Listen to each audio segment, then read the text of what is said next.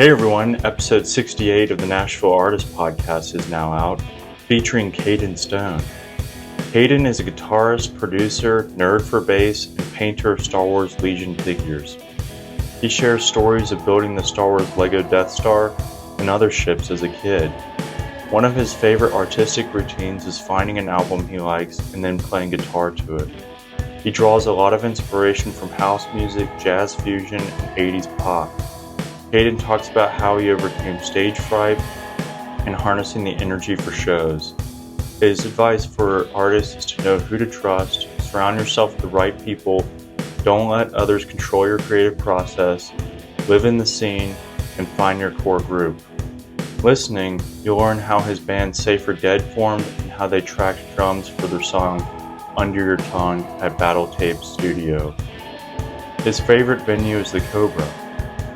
Influences like AC/DC, Maroon 5, Lipa, Red Hot Chili Peppers, Guns N' Roses, The Criticals, and Greta Van Fleet.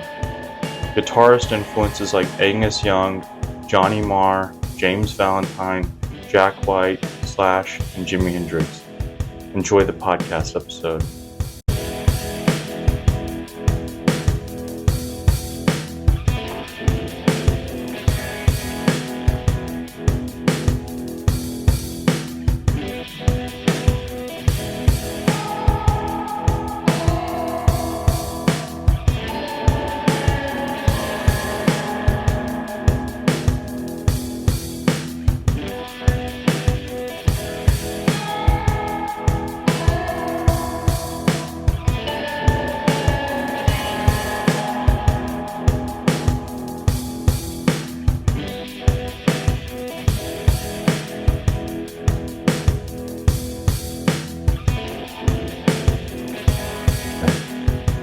Woke up. We had a show last night, Springwater Dive. Yesterday was just a crazy day. We hit a mattress on the way there. Y'all hit a mattress? A mattress. Wow. Yeah. It was, of course, like raining, right? We were going. The funny thing is, we were listening to Mark when it happened. Who is that again? I'm not familiar. He's this guy who, makes these songs that are just he'll just loop them live time and just make songs as he goes. Huh. He's a cool guy, but we were listening to his stupid music and mattress on the road. He gets stuck under the car. We spin out, and then we're perpendicular in the lane. And we were fortunate enough that everything was fine. And these guys came by with a jack and saved the day. Because you couldn't rip it out from under. No, it was stuck. Damn, that's crazy. Mm-hmm. Mattress on the freeway. Yeah, and then like I said, we found this guy at our last show at the Cobra. We don't have a drummer, so we're looking for drummers. Oh, nice. So yeah, this guy was I drum, so we hit him up. And our first rehearsal was going to be last night, but the power went out first song in, so we couldn't rehearse. But it turned out really great. Awesome. Nice. Is he going to keep playing with y'all? Yeah, I think so. Awesome. Cool. So, I guess we'll get started here. All right. Cool. Hey, everyone. Welcome to Nashville Artists. I'm Jordan, and today Caden Stone is here. Hey. Hey, welcome. Thank you for coming over and doing this. Yeah, stoked. So, where are you from? I'm from Savannah, Tennessee. From Savannah, Tennessee. Yeah. I always add the Tennessee in there because you say Savannah and people like Georgia. Oh, yeah. It's a small little town. It's getting a little bit bigger, but yeah, that's where I'm from. How far away is that? 2.5 from Nashville. East, west? West. West. Southwest. Oh, okay. Wow. Do you have any siblings? Yeah, I've got 2 brothers, younger brothers. Are they also into music and art? They're just starting to get into that, mainly with drums. Oh, yeah. That's cool. What are their names? Mason and Levi. Levi and Mason. Wow. That's cool. Are your parents also into music and stuff? Actually, it's funny because there's not a lot of music in the family. Looking back, there's some old relatives who kind of were into music, but I'm pretty much you know, where I started with music was just me. Oh yeah. Yeah. But there's I have this one cousin who lives in Brooklyn. She's in a band called Razor Braids. Razor Blades. Razor Braids. It's like Razor an Braids. all-female rock band. They're cool. They were up here last March. That's a really cool name. Yeah. But that's about it as far as like other music in the family. Yeah. What were you into as a little kid?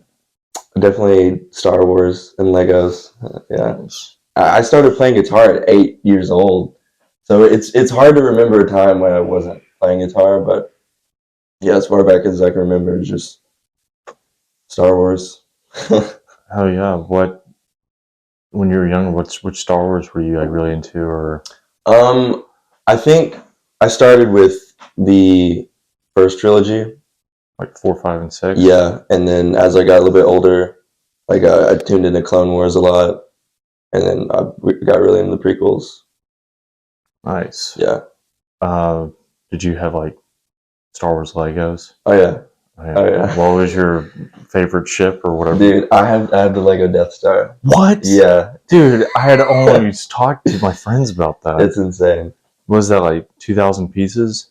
I think so. It took me like 2 days to build it. How big is it? It's like probably that big. Wow. Do you have like hanging from the ceiling? So I'm too scared to do that. Oh yeah, it'll shatter. Yeah. Just have it on the shelf. That's amazing. Do you have like a little Lego shelf? Yeah. Sick. Do you have like a Y-wing? I've got an X-wing though. That's cool. Yeah. I had a TIE fighter and a Y-wing growing up. Nice. I've got a TIE fighter too. Nice. Oh yeah. Do you have like any other like landmarks from Star Wars? I've got Boba Fett's ship.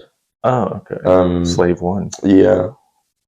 Cannot think. You don't have like the Ewok village or anything? No. Oh, okay. I've got Anakin's Starfighter. Oh, sick. Yeah. What prequel did you like the most?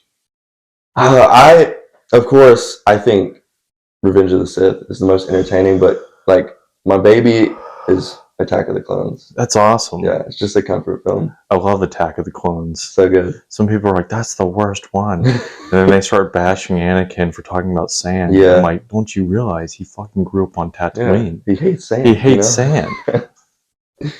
As well as sand people. Yeah. Okay, cool. So when you were a little kid and you started playing guitar at 8, what? 8 years old. Yeah. 8. What music were you into then, or like what? It's so I always grew up around AC/DC. That was always like spinning around. Like a funny story, like before I was even birthed into the world, you know how they can put those like headphones on like the mother. Yeah, I did that, but you'd think they'd be playing like Beethoven or something. No, it was AC/DC. Oh my god! Yeah, so I came out, and I always I had like toy guitars and stuff like that. I had this AC/DC box set, like of all their music videos up until that point, and I would sit in front of the TV for hours and watch it front to back with a toy guitar and just pretend to be Angus Young the whole time. Wow, dude. Came out. I don't really hear many people talk about like the baby speakers on their mom. Yeah. Like I don't even think I had. I mean, I have no idea, but very few people have been like, yeah, when I was like in the womb, my parents would like make me listen to classical. Yeah. But AC/DC, you came out and like... So other than AC/DC, were you like, what other music were you into?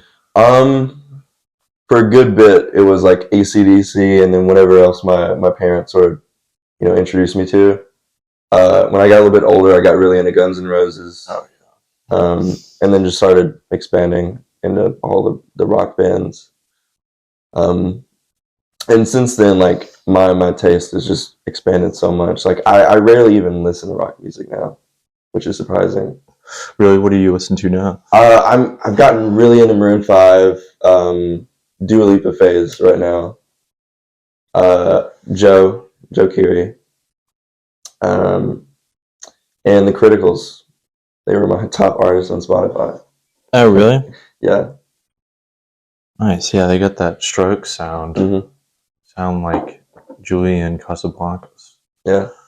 Yeah, that's awesome. So, like, did you play music in school or anything? Oh yeah, it's funny. I always like.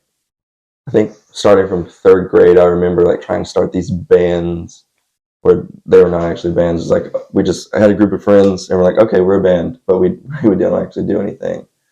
Uh, Fifth grade was the actual first time I was in a band, if you want to call it that. We were called the Five Stars, and we like performed at the school and stuff. The 5 stars in 5th grade. Yeah, and then in middle school, they started this like rock band at the school that I was a part of. And it helped out, brought new people in. And then high school, we had this thing called Wired, which is like a rock band for the school. It's really great. Wow. Yeah, I did that. And then after, I think midway through high school, I started like actually forming my own bands and figuring it out on my own. In early high school, like, what kind of music were you still playing? Rock stuff? I got really into Greta Van Fleet when they first came out. Played a lot of them. I remember playing a lot of Chili Pepper stuff.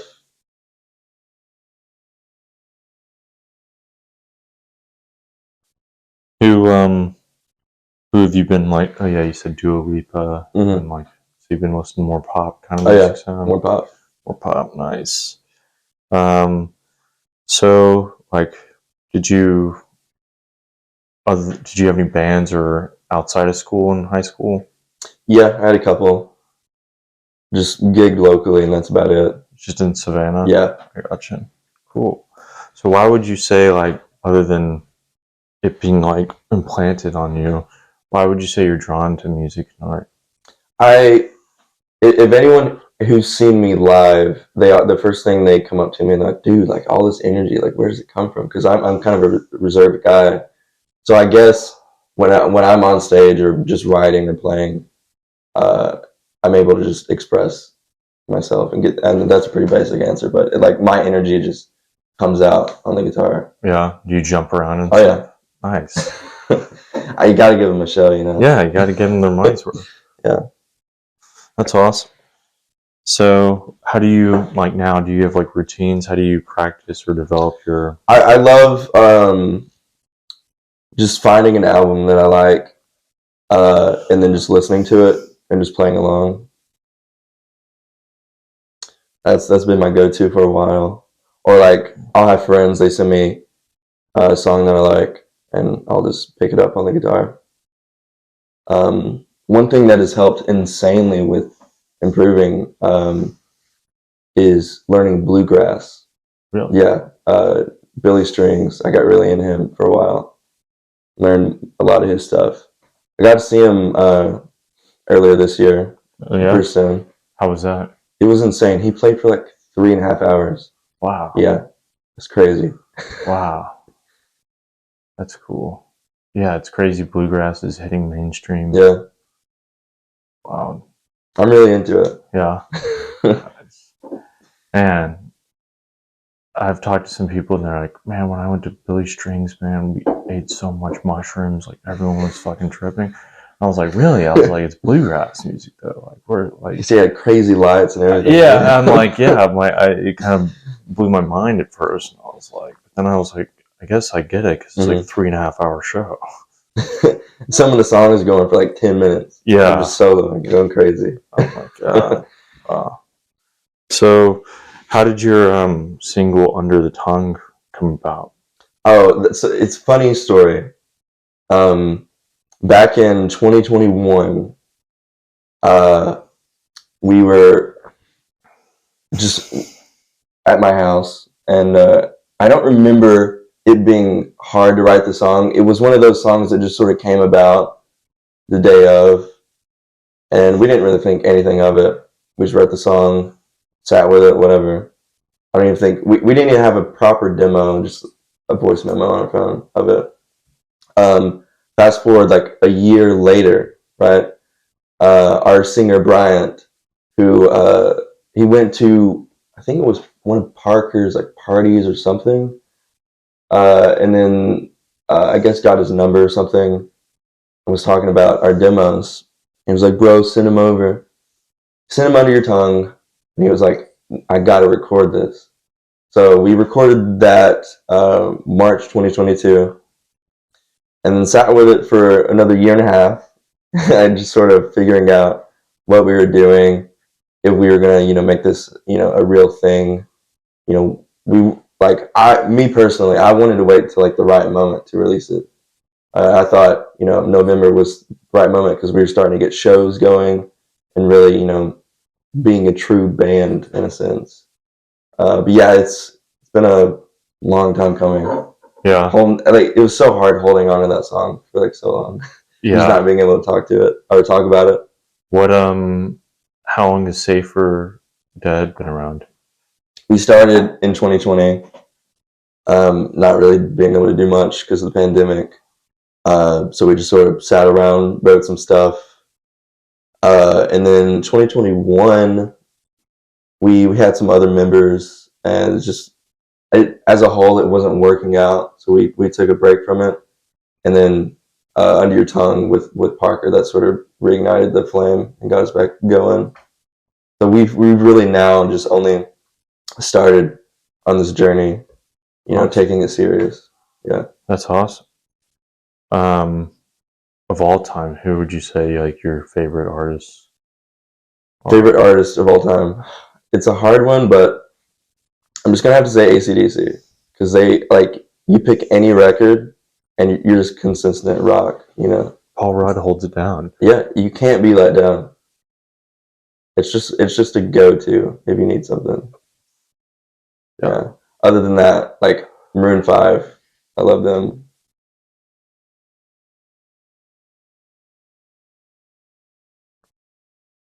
Those two? Yeah, I think those two are the top ones for me. Nice. Consistent. Yeah. That's cool. So like, do you have, other than Angus Young, do you have a favorite guitar player? Yeah, so Angus, Johnny Marr from the Smiths is just crazy. Johnny Marr? Yeah. Jack White is super cool. I like Slash. I saw him twice. He's just so fun to watch live. Jimi Hendrix, of course, is great. I think that may be it. James Valentine, of course. Who is James Valentine? He's the guy from Maroon 5. Oh. Yeah, his riffs are just so good. Nice. Okay. What would you say like now inspires your creativity? I listen to, like I said, not much rock. So I find inspiration just from like little moments from certain songs. They inspire me. Like I'll hear like a snare in a song, and I'm like, man, that snare hits. So it'll spark something, Or it could be, I pay a lot of attention to bass in a song. I'm like a nerd for bass. So I get a lot out of it.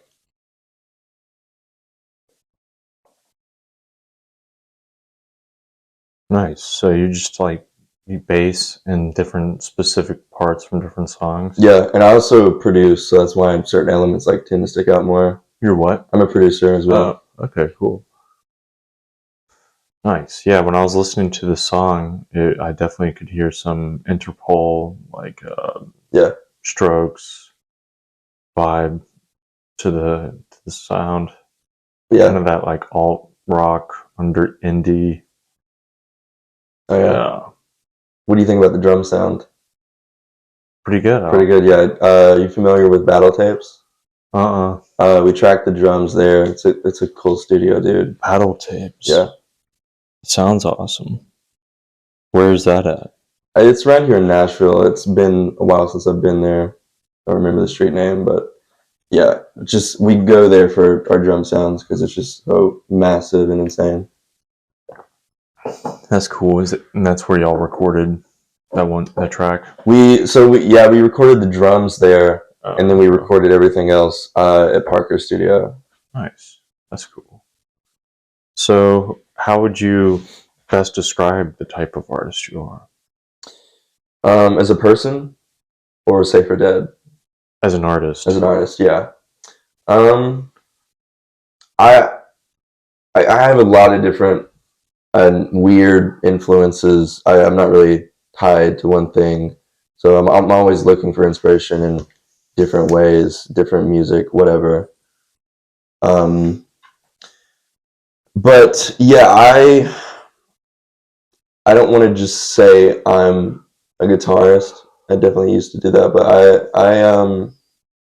I just like to be able to bounce around, make different things, not stick to one, genre. So varied. Yeah. What are all the different genres that you bounce around? So of course there's the rock stuff with Safer Dead, and then I've got this other little side project where I make a bunch of synth music. Oh yeah. Yeah.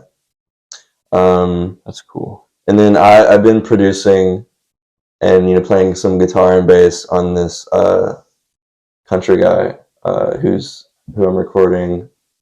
Hayden Blunt. He's got a couple songs out. And then me and Henry, the other guy in my band, we're trying to work on some like weird guitar stuff. It hasn't come to fruition yet, but we've been talking about it. Cool. What do you mean by weird guitar stuff? Like really, like classical sounding guitar things.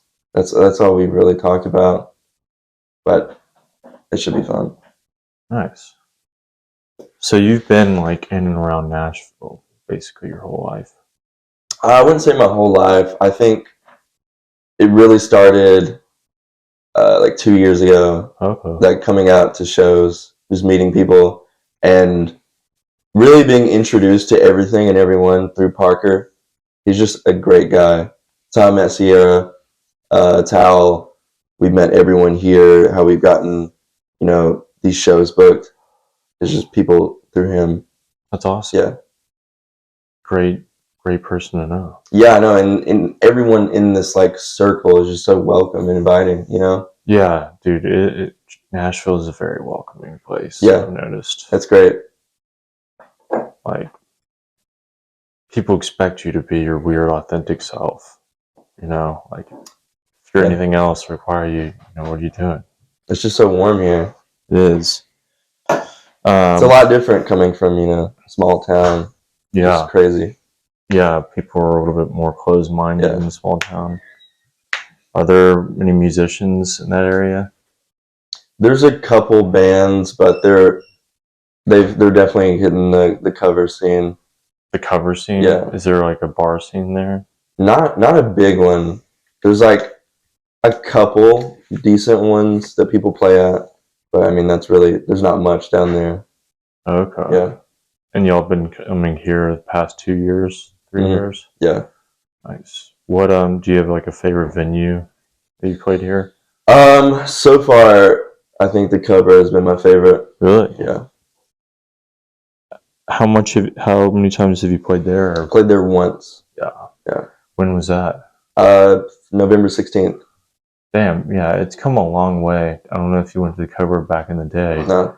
But the production quality and sound has gone up immensely.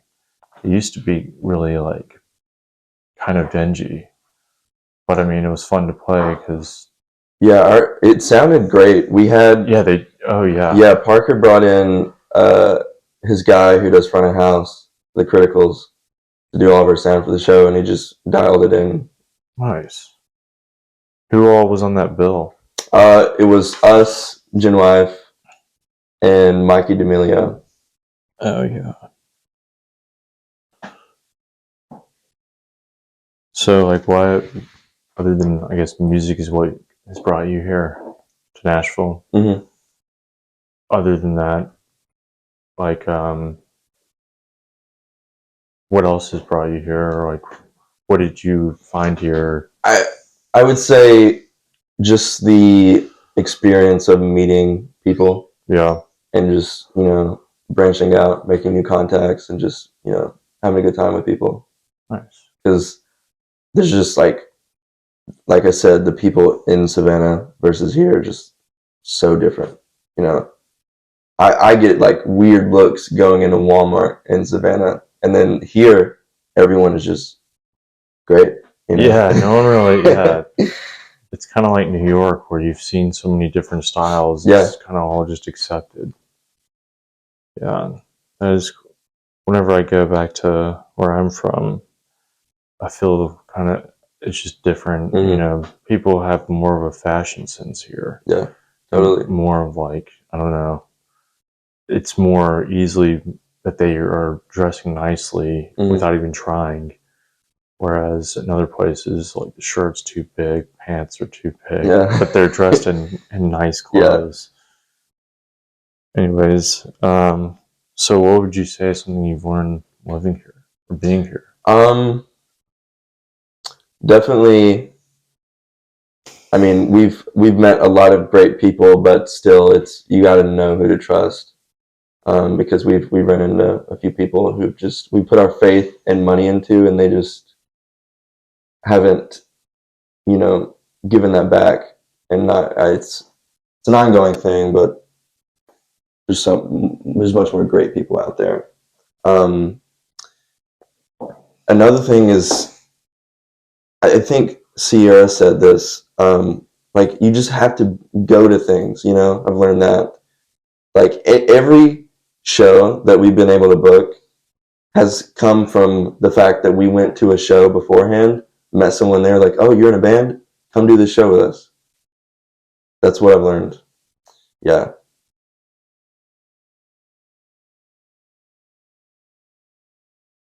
Yeah, it's always spontaneous. Yeah. The events and places that you think, oh, I'll just be going to a show. It's like, no, you're going to be, someone will see you, Mhm. then be more familiar with your face, and then next time you see them, you might talk to them more. Yeah, right. Yeah. That is like the main rule here is you got to go out. Mm. As much as you can be great on social media, no one sees you in person. It's like you don't have that kind of level of trust. Yeah, right. Okay, so like, what would you say is some advice you'd give to someone who's going to move here and do art or music? Definitely don't, let other people try to control your creative process. Definitely do what you want to do. Definitely try to get with, a tight circle, because I'm a big believer in like surrounding yourself with the right people. Yeah, I would look into doing that for sure. And then like we just said, live in the scene. You can't really do much if you're just locked in your room. You can make as much stuff as you want, but like you're not really connecting.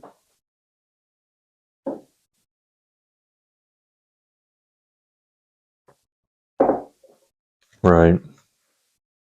So, like, reflecting back when you first started doing art and stuff, what Yeah. is one of your biggest challenges you've had to overcome, and how did you get through it?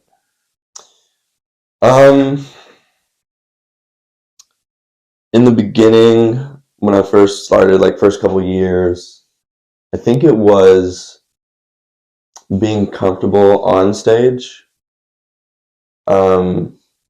I used to get super, super bad stage fright. And that it just sort of helped with time, just getting over it. I like the biggest thing about a show for me is just like seeing the band have energy. It's just a buzzkill when you go see a band and they just stay there. So it's like got tape on the ground, stay on their mark for 2 hours. It sucks. So I always try to, have some energy. So I've always been super adamant on that aspect of playing music, because that's really what it's about, is just playing shows. So if your shows are just, they suck, you, you know. Right. If your music gets bigger and Yeah. bigger, then Right. it's like when you do play the shows, it's just going to suck. Mm-hmm. You won't be able to appreciate them as much, and other people Right. won't either. Yeah, you kind of like that 1 hour or 45 minutes. That is time. Yeah, especially like we're opening, so our set is like 20-30 minutes. Oh yeah, so yeah, you go all out. It's a 100-meter sprint. Yeah. Yeah, I love that. Getting on stage, playing, and then when you're done, you're like, I did my. Yeah, I was just if I'm drenched in sweat, that's how I know I did good. Yeah, you lived out your life's work. Yeah. In that 20-minute spot. Okay, awesome. So, what would you say is like one of the biggest personal growths you've learned from last year to this year? Definitely getting out of this 5-year-long toxic relationship that taught me so much. And after that was over, I just started meeting all these guys up here and just being introduced to everyone. And it's such a different environment. What is such a different environment? Just feeling accepted around everyone. Yeah. Yeah. Not feeling like you have to be a certain way. Yeah. Is that what you're kind of what you mean by that? Like, yeah. Boxed in, definitely. Like, what ways did you have to like conform or whatever? Or feel that? Just I was in this friend group at the time, and it's like I had to match with them, or I wouldn't be in the group per se. It's a weird thing to be a part of, but I'm glad I'm out of it. What was their thing you had to match? They were like the type to like just like not have any ambitions. They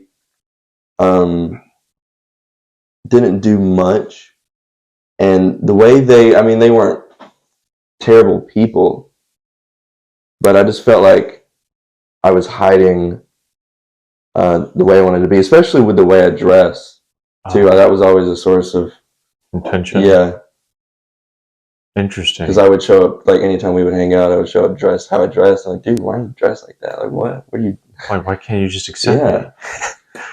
Yeah, definitely. Like, yeah, and when your friends or the people that you're around are not as ambitious, you're like afraid to share what you want to do with your life because you're like, fuck, now I'm gonna make them feel bad. Yeah. Or whatever. Yeah. Being here. And they're not like they weren't supportive of anything.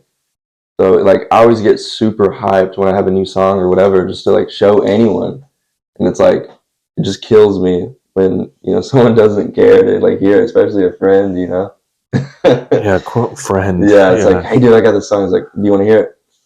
Not really. It sucks. Jeez, and what are we doing here? Yeah. How are we like?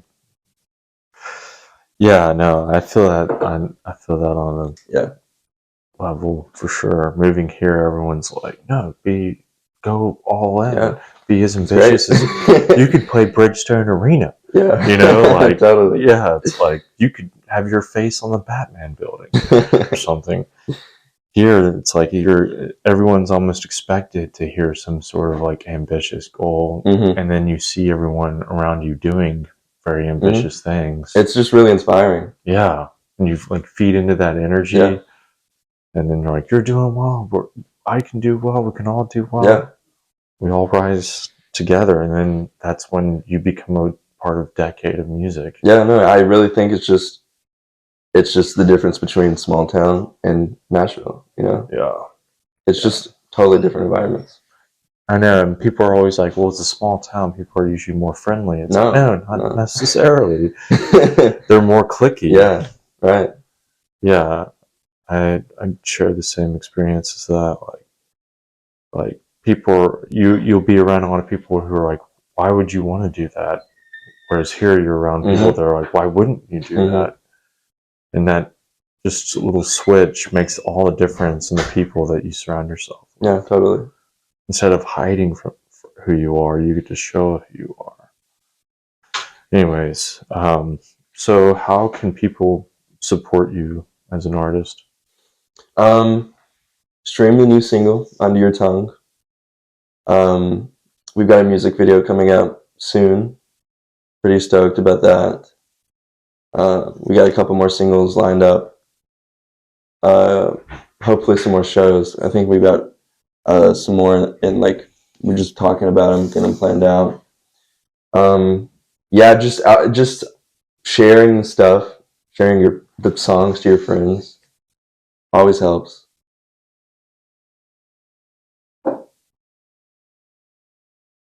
Like following you on Mhm.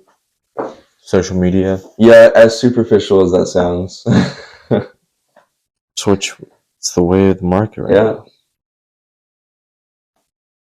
Okay. How do you like to consume media? Do you have like favorite YouTube videos or anything? Yeah, sometimes I'll go through like a big movie kick where I just watch some films.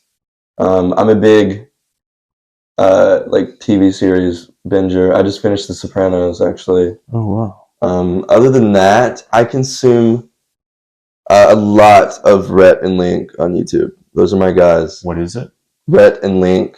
They make a bunch of like they're not really in a box per se, but they just make a bunch of entertaining videos with they blend like comedy, music, acting, that sort of thing. Is it just like a bunch of cut up scenes? They do a lot. They do like a podcast. They do this daily show called Good Mythical Morning. Have you heard of that? Mm-hmm. Yeah, they do that, and then they do like these like art, comedy, music videos.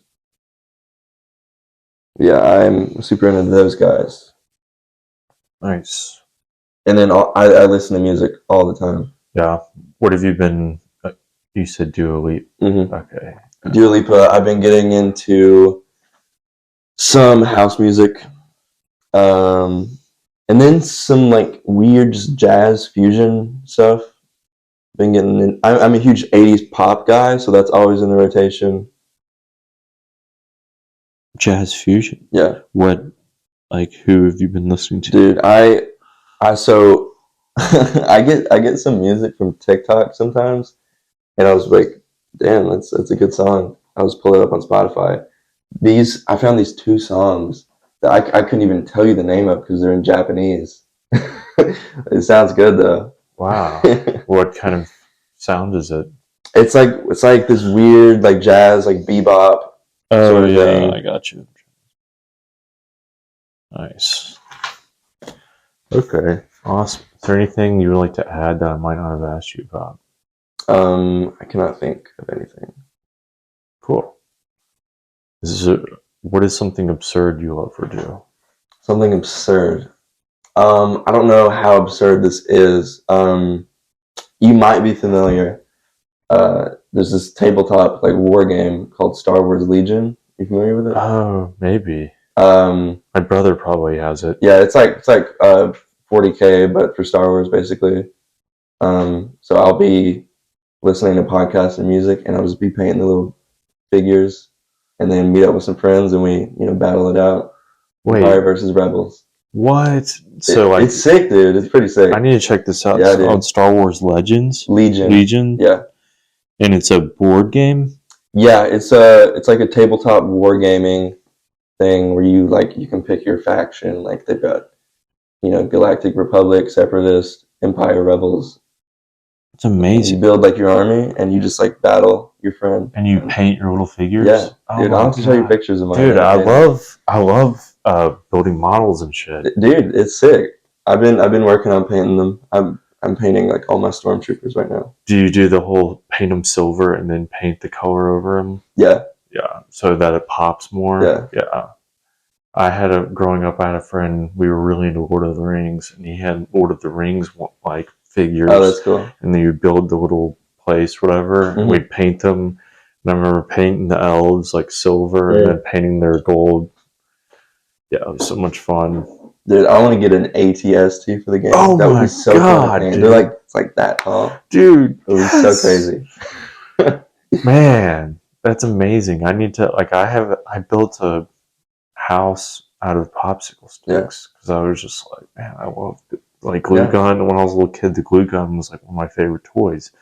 Building shit. Yeah, it's something I got into the past year or two, and like I've painted, but I wouldn't say I'm a artist in that way, but I thought I would hate painting these guys, but it's so fun. It's like meditative and it's like really gentle, and you're like have the little fine tooth like fine brushes. I put a lot of pride into it. Yeah. You'll have to send me pictures. Yeah, I'll show you. And then you have them like when you put them away, you put them on the shelf or whatever. Like dust them off like. Oh yeah. Put them in their little zones. Oh my god, it's the little things like that. Oh yeah, dude. Man. Well, awesome, Caden. Thank you for coming over and doing this. Yeah, it's been fun. Like, yeah.